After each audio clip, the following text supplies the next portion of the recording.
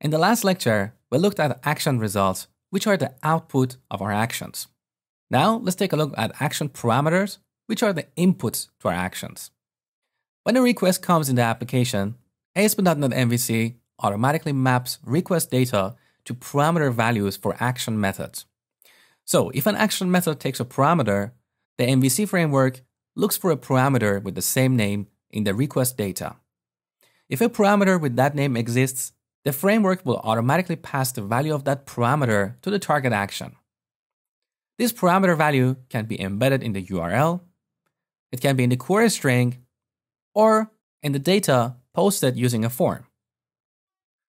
So, back in the movies controller, I'm going to create a new action. Public action result, edit with a parameter called ID. And here I just want to return simple content. ID equals plus ID. Let's run the application. First we compile with Ctrl+Shift+B, Alt and Tab, back to the browser. I'm going to change the URL to movies/edit/1. This is an example of a parameter embedded in the URL. You can see that it gets automatically mapped by the MVC framework. I can also pass this parameter in the query string. So, Ctrl+L, I'm going to change this to ID equals 1. It gets mapped again. But let's see what happens if I rename this parameter to movie ID. To rename, we press F2. So all references are renamed automatically. Movie ID. One more time, build, back to the browser, refresh. We got an exception. The parameters dictionary contains a null entry for parameter movie ID. So ASP.NET MVC couldn't find a parameter called movie ID embedded in the URL, or in the query string, or in the request body passed by form. And that's why we get this exception. Now I can change the query string parameter to movie ID. The error is gone. But in this case, I cannot embed one in the URL because the name of the parameter in our default route is ID. It's not movie ID.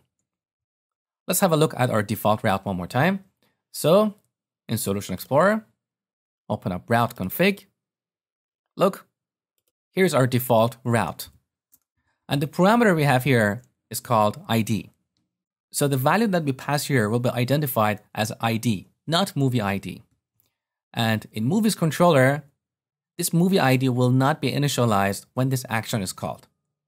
Now let's rename this back to ID. So this is how ASP.NET MVC maps request data to parameters of our actions. We can also use optional parameters in our actions. So let's create a new action. Public action result index. So this action will be called when we navigate to movies. Now in this action, imagine we'll return a view with the list of movies in the database. We can add two optional parameters here, page index and string sort by.